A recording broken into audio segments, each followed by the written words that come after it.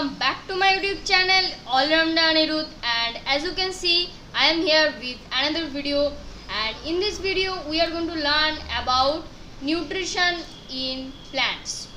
Okay, so what are the types of nutrition we see in the plants? We have autotrophic nutrition, we have heterotrophic nutrition. Let's understand what is autotrophic nutrition. Autotrophic nutrition is a type of nutrition where the organisms prepare their own food by collecting the raw materials from the earth. That means those who follow this type of nutrition are known as autotrophs. So what are the examples? Our green plants which we see. So the example is the green plants and some bacteria. Okay, now what are the heterotrophic nutritions? This is a type of nutrition in which the organisms depend on the food which is prepared by the autotrophs. That means the food which is prepared by the autotrophs, they take that or they eat that food only, like we human beings. But all the time do we eat the plants? No. Sometimes we also eat other animals, like here we have the topic which is direct and indirect nutrition. Here we will be getting that point that we always do not eat the plants. We also eat some other animals also and get the same nutrients from them. So see, in direct nutrition of the heterotrophs, the organisms directly depend upon the plants. That is, they eat the green plants and get the nutrients from them. Here, not only green plants, they get this thing or the energy or the nutrients which is needed for our body. They get this from different other plants also, which is not green. So here I am not supposed to use this green word. So green plants and get the nutrients from that. That is direct nutrition. Directly I am depending upon the nutrition or the nutrients which is in the plants. And what is about the indirect nutrition? In this nutrition of heterotrophs, the organisms do not directly depend upon the plants. That is, they eat other animals, those who have once upon a time eaten the plants. That means it is too much clear that when we eat other animals, that animals has suppose eaten the plants one day. But if that animal is a carnivorous, then what will happen? If that animal is carnivores, then it has eaten another animal one day. Then that animal, if it is herbivores, then it has eaten the plants. So by this way, the food chain happens. That means someone deer, suppose deer is eating plants and one tiger is eating the deer. Then the nutrients which is in the deer, the tiger is getting, not in the deer, in the plants. That means the core thing is in the plants, and plants prepare their own food.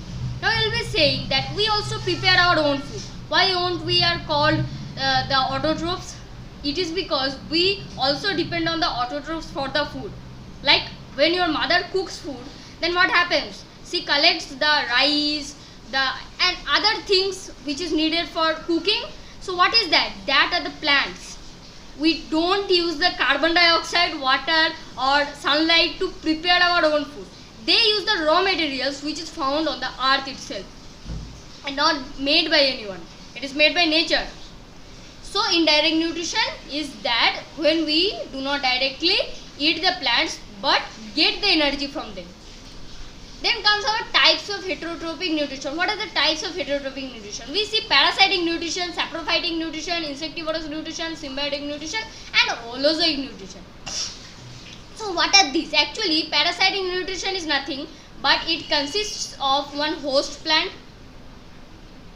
So it consists of one host plant and one parasite.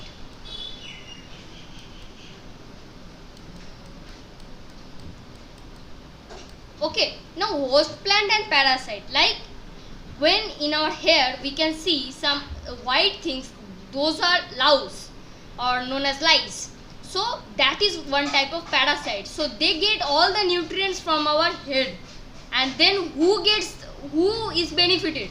This parasite is benefited, not the host. Host is we human beings, and louse is the parasite which is found in our hair.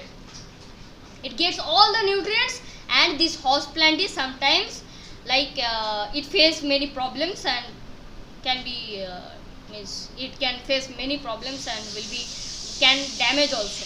And parasite will be like they are not like that. They always take the nutrients which is prepared by this host. Okay, and that was about our parasitic nutrition. Now comes our saprophytic nutrition. What is saprophytic nutrition? When the organism feed on the dead animals and dead remains, like dead plants, dead animals, like that. So they are known as saprophytic nutrition, like fungi. We see fungi, right? This fungi follows this saprophytic nutrition and is known as saprophytes.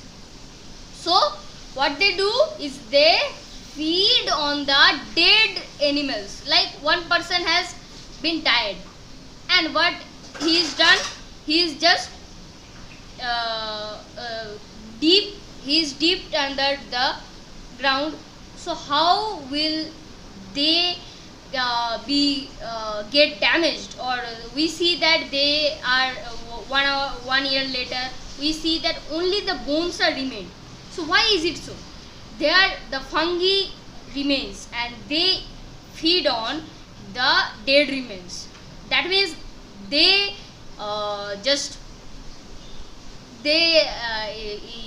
gives the juice which digests the thing, and then what happens? Then they absorb them and get the nutrients and they survive. That means they send the digestive juice to one dead remaining. We see the fungi. Okay, now comes our insectivorous nutrition. What is that? As we know that there are pitcher plant, PITCH here. There are pitcher plant, we can say there are Venus flytrap. This all follow the insectivorous nutrition. But actually what is that? What is that nutrition? Insectivorous nutrition is a type of nutrition, or is a type of nutrition followed by some plants which grow in nutrition deficient soil. That means there is one soil like this and it do not have any nitrogen, or not nitrogen. So why nitrogen is needed for the plants? Because nitrogen has protein, and plants need protein for what? For growth. That means they need growth, so they have to depend on these flies. There are some flies like this who always fly. This is not a fly, right? So these are the flies, so they depend on the flies for their nutrition.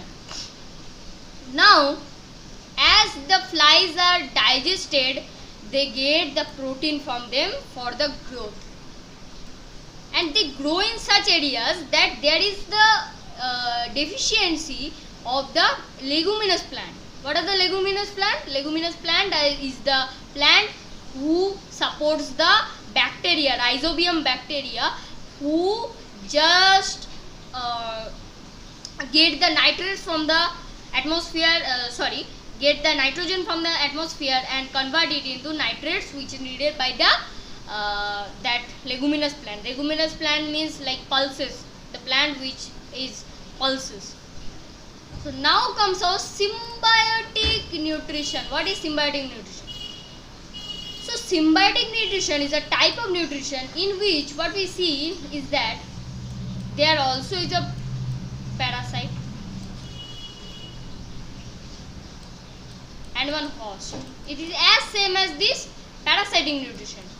But what is the difference? There only the parasite is benefited and host is not benefited. Here both are benefited. Like just example I have given, the leguminous plant and the rhizobium bacteria. That means they the rhizobium bacteria lives on the plant, and then what happens? Then the rhizobium bacteria provides the nitrates to the plant, a real plant or the leguminous plant, and the leguminous plant gives the shelter to it. It is just the example. That means both are mutually benefited. None of them is benefited more. And our another example is the lichen. We say it as lichen. What is that? This lichen is made of, we know, fungi and bacteria.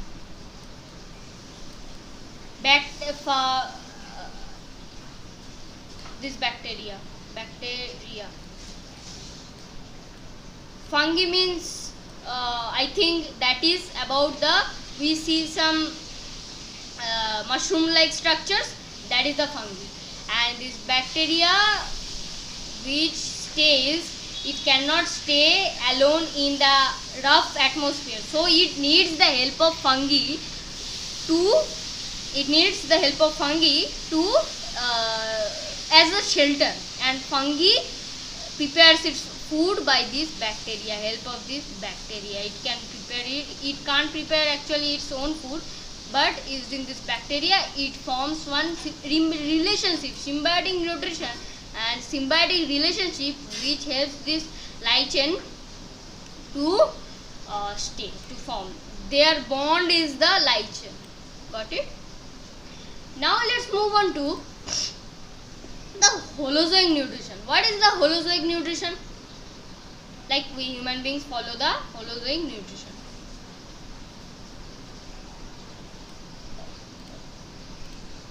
Holozoic nutrition. And in holozoic nutrition, at first the organism, those who follow, does the ingestion. What is ingestion? Ingestion is a process by which they take the food to their body. Then they digests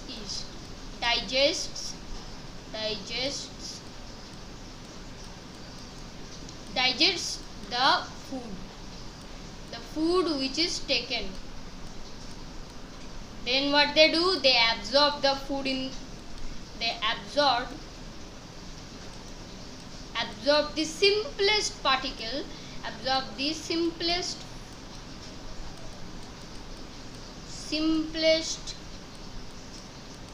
particle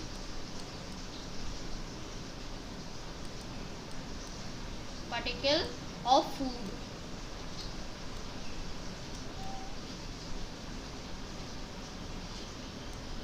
That means they absorb the simplest particle of food, then assimilation takes place. Assimilation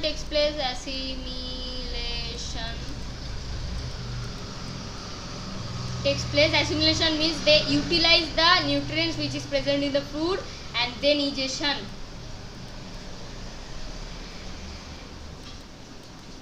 Ingestion takes place. That means the removal of the unwanted waste. So now, what are the type of holozoic nutrition? Just we saw that are carnivorous, herbivores, omnivores, and scavengers. Carnivorous only depend on other animals. Example, lion. Our example is lion, tiger, and many other. Then comes our herbivores. What are these herbivores? Actually, these herbivores only feed on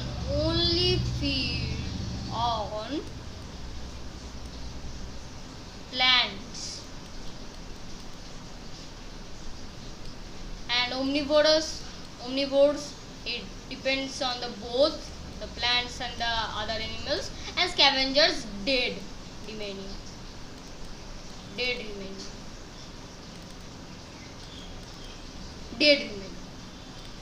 So Now comes our process of photosynthesis. What is photosynthesis? As we know that the process by which the plants prepare their own food by using the raw materials from the earth is known as photosynthesis. And in this process, in the presence of sunlight and chlorophyll, the carbon dioxide and water is transformed to sugar and oxygen. This is the main thing about the photosynthesis we get to see. Now comes our factor needed for photosynthesis. What are the factors which is needed for photosynthesis? Number one, proper light, required sunlight. That means we should have proper amount of sunlight so that the photosynthesis process is not interrupted, and proper amount of water. And in this sunlight is the main thing. Without sunlight, any other light do not have the intensity, that tough intensity as much as the sunlight has. And a proper amount of water. What is proper amount of water? Very much adequate amount of water must be there. Proper amount of carbon dioxide as it is, and chlorophyll also needed, enzymes also needed. So I will be coming to what is chlorophyll and what is enzymes now. Sunlight. At first let us go in details about sunlight. Sunlight is very much important for photosynthesis. It helps in activation of chlorophyll. The smallest particle of the sunlight, that is the photon particles, is absorbed. Only 2% of the total sunlight which falls on the leaves is absorbed by the chlorophyll. That means only 2%. Like if I draw one leaf,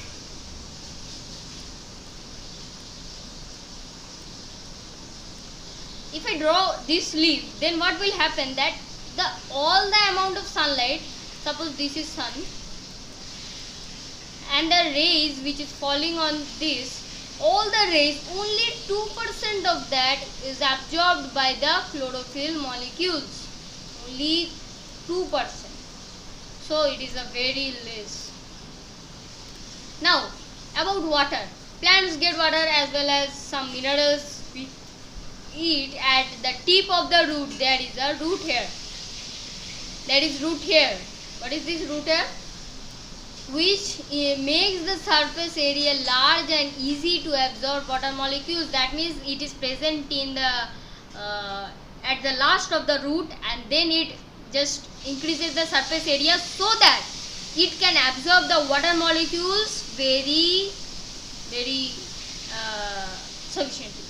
Then it is transported, that means the water is transported to the leaves. Like I draw this, and here suppose there is leaf.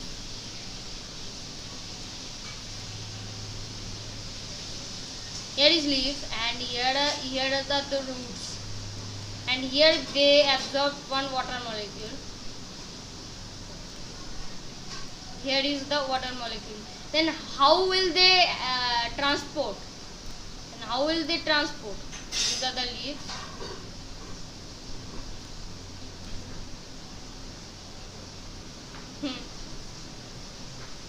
So now these water molecules will be transported by the xylem tissue. Xylem tissue is spread all over the plant, and this will be absorbed and it will carry to the kitchen. Kitchen means what is the kitchen of the plant? That is the leaves. So it will be transported to the leaves. Then comes our carbon dioxide. What is carbon dioxide? Carbon dioxide is one gas which is formed by burning anything. That means carbon is present in each and every body, and if we give fire or if we warm it, then O2 is needed for fire. So C plus O2 gives us CO2, which is the carbon dioxide itself. Okay. So how this is formed is that the carbon dioxide gets out from the stomata. Carbon dioxide gets out from the stomata, and gaseous exchange takes place. What is gaseous exchange? See, in the stomata, suppose I draw the stomata.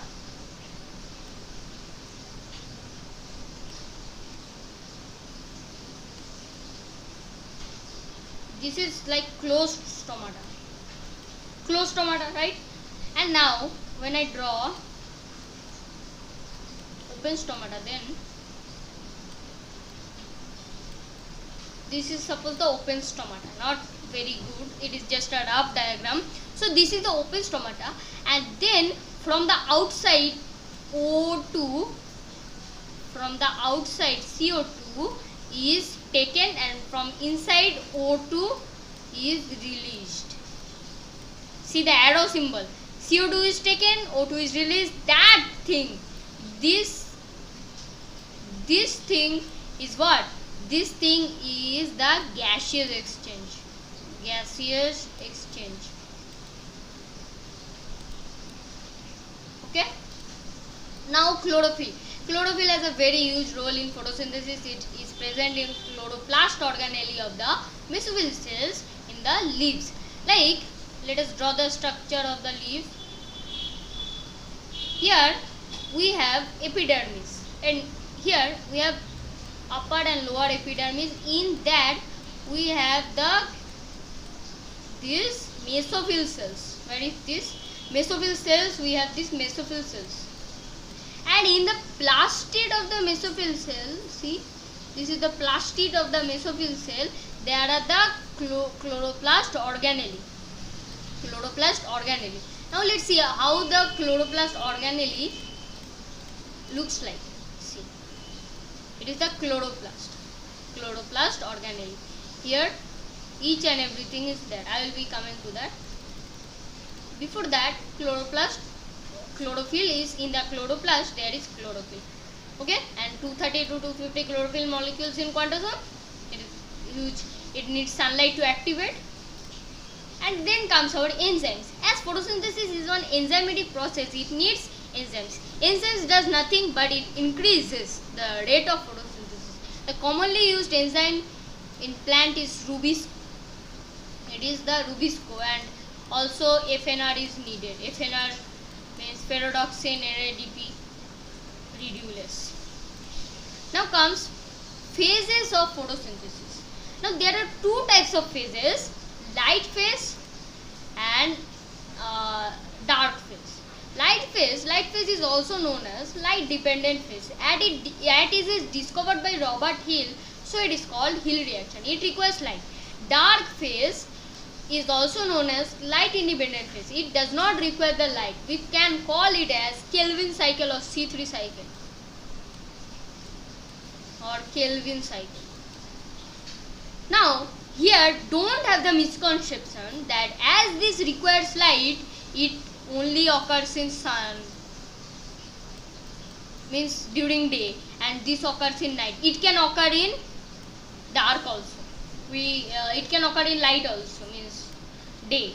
So don't have this misconception that it is in day and it is in night. Okay. Here many students just have that misconception that the day, this light phase is done in day and this night and this dark phase in night. This dark phase can occur in day also. That's the thing. Erase all the ink. Here also let's erase all the ink. Here also let's erase all the ink.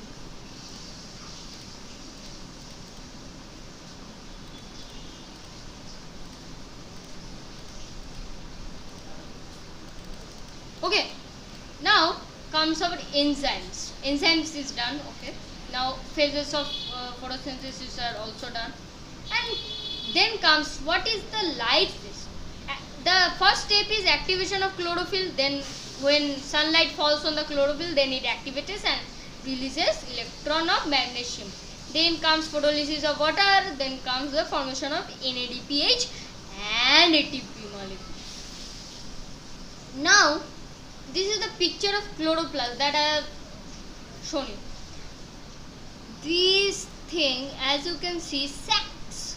The sacs of these things are what? This is grana. Grana. Grana. And this small thing which we can find, see here, just see, in this place we can find the thylakoid thing. Okay, now we can find the thylakoid. So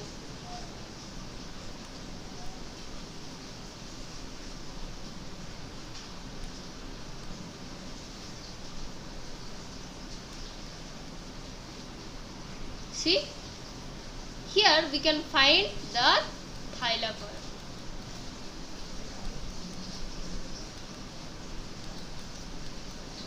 Thylakoid makes up the grana actually. The thylakoid only makes up the grana here, and this and here this thylakoid makes up the grana, and this liquid structure is known as stroma. It is the stroma region. Okay, now comes our thylakoid membrane. See, this is the thylakoid, and in the membrane of this we have this thing.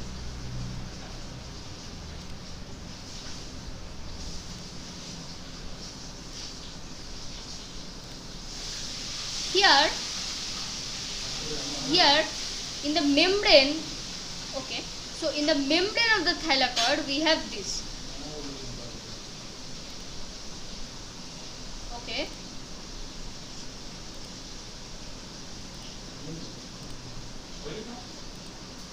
so in the membrane we have this pigment system 2, pigment system 1, and when the light falls, see here, when the light falls to it, this pH2 has its chlorophyll molecule, and that chlorophyll releases one electron of what? Magnesium. Then it is transported by PQ, which is plastoquinone, and then by cytochrome, then by plastocyanin, then to PS1. PS1 also reaches the light, and it also gives one electron to pyridoxine. Pyridoxine just wait for some time, and then here comes our water. From here H2O passes, and as H2O passes, then what happens is that H2O is splitted. Let's see how it is splitted. H2O becomes what? H2O becomes 2H plus ion plus half O2 ion plus 2 electrons of H. Okay, 2 electrons of hydrogen releases. Now see here, and that hydrogen, or this oxygen which is released, it is just byproduct. It is a byproduct, and then it goes to the stomata, and then gaseous exchange takes place, as I have said. Now see here, H plus ion, which is here, this goes, and this H plus ion continuously is continuous of H plus ion breaking is done, and then at one time from this ATP synthase, this is one ATP synthase, looks very much good, pretty, and this from this hydrogen passes through this ATP synthase, and this is the inside of the thylakoid, and it is outside. That means it is the stroma region. This place is the stroma region, and this is inside. Now what happens that when this H plus ion just passes from them, the protons just passes, then from higher concentration to lower concentration, energy is released. That means ADP is already present in stroma, which is adenine adeno-diphosphate. Let us write here. Okay, let us write adeno-diphosphate. It has two phosphate. Phosphate is what?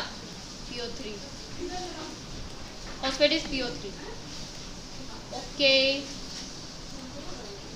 phosphate is PO3. Now here, as you can see, that this energy is just released, and from ADP to ATP it becomes Pi. And see here, when the hydrogen is released, it comes to FNR. So here one electron was waiting. So this hydrogen and electron is mixed by this FNR. What is FNR? FNR is that I have said just. See here, I have said that FNR is one enzyme, and that enzyme does what? Okay. And that enzyme helps to add H plus with H minus. You will say that, my friend, I have lost you. Now I want to add with you. So this will make this NADP, which is one carrier. It will become NADPH by adding. So at last, what we got? At last, what are the things which will be needed further? We got ATP and NADPH, and we got NADPH. Then what happens? That this two is needed to the dark reaction, or the Kelvin cycle that I have said. It will be used by the Kelvin cycle. See here, dark reaction. It has the formation of PGA, then formation of PGLD, formation of glucose. At first, a carbon fixation will happen. Carbon fixation will take place. Then comes the reaction occurs in a cycle. This is the Kelvin cycle. This is the Kelvin cycle. The reaction always occurs in cycle, so it is known as cycle. See here, this is RUBP. Let us draw one very good diagram, which is like RUBP here, and it has one phosphate, 5 carbon, and again one phosphate. 5 carbon and 2 phosphate is there. So from here there is RUBIS CO2 coenzyme, which fixes the CO2 or carbon. Only carbon, it fixes only carbon. So it is known as, this process is known as carbon fixation. Now when this fixes the carbon, it becomes 6 carbon, right? It becomes 6 carbon, and then this 6 carbon,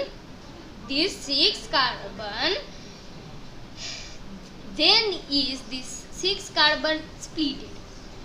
Here one carbon will be added, so 6 carbon, it will be 3. So we have, so what we have left? We are left with 2 PGA. What is 2 PGA? Phosphoglyceric acid.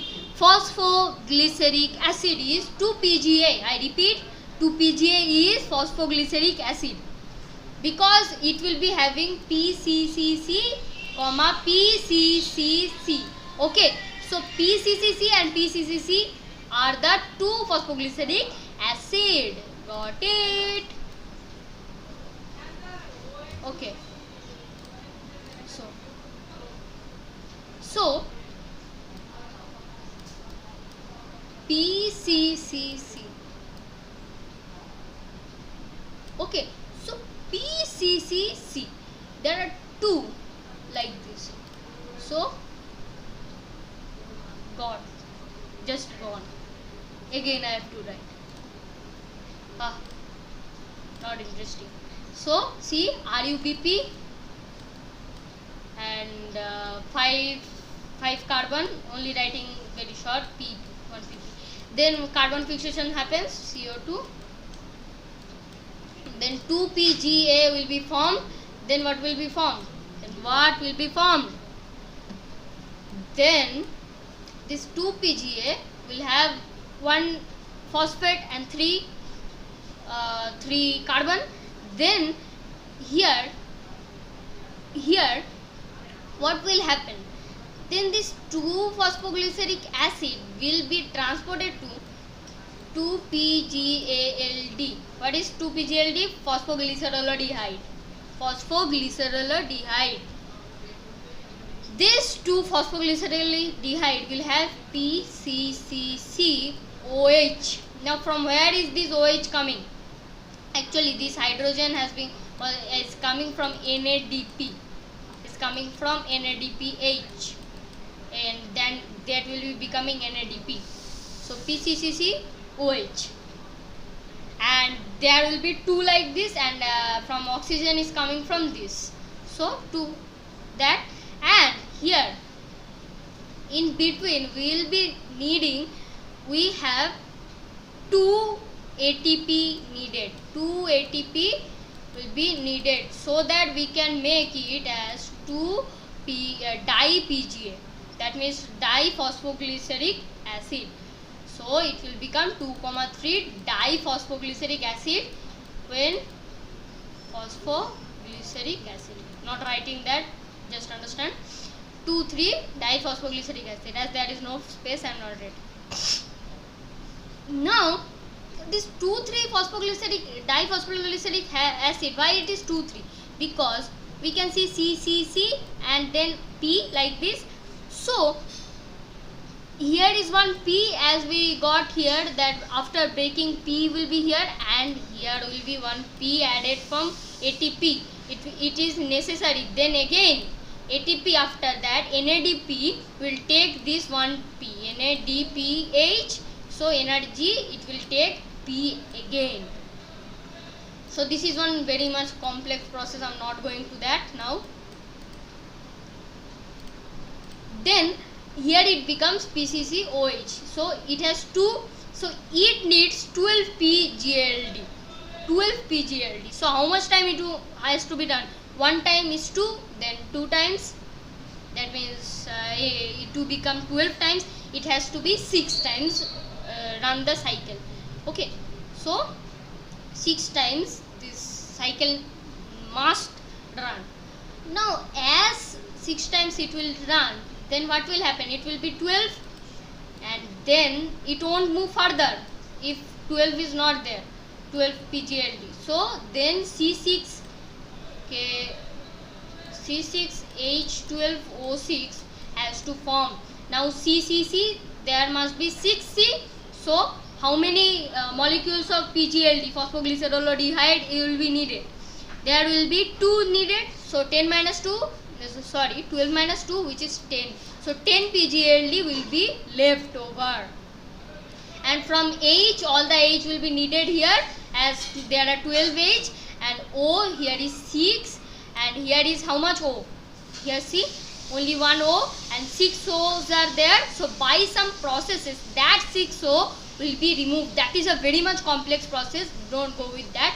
And what will be it left? 10 PGLD with how much carbon? 30. In each there is 3. So 30 carbon are there. There are 30 carbon molecules. And see, to form again RUBP, how much carbon it needs? 5 in 1. So 6 RUBP will be formed. Not RUBP, RUMP will be formed. 6 RUMP, because it has one phosphate, right? See here, it has one phosphate only. So here again ATP, here again to make the 6 RUMP again full, so 6 ATP will be again needed. So 6 ATP will be again needed so that it becomes RUBP. Then this is the Calvin cycle or C3 cycle. Why C3 cycle? Because see, our every time 3 cycle phosphoglyceric acid is 3 carbon and 1 phosphate, right? For that reason. So in total, see, in total 18 ATP molecules are needed and 12 NADP. 18 why? Because 6 times it will run, and each time 2 ATP is needed for transforming the phosphoglyceric acid to 2,3 QPGA, di-PGA, means diphosphoglyceric acid. So it will be having, and then again 6. So total 18 ATP molecules are needed, and NADPH 12, so that hydrogen can come here. See here, so that hydrogen can be added, so that it forms phosphoglyceroldehyde. So we have the glucose as C6H12O6, which is at last formed. So it is success, and from each and every chloroplast this C6H12 will be formed, and then it will go to different parts by the phloem. phloem tissue. Like xylem tissue has just transported to the leaves, and then phloem will be doing what? It will be transporting to other tissues and cells so that they get the energy and can work properly. So today our nutrition in plants has been done. So thank you for today. Meeting you in the next video. For that time, be safe, be happy, and don't forget to subscribe my YouTube channel, because I made the videos very scary. So thank you.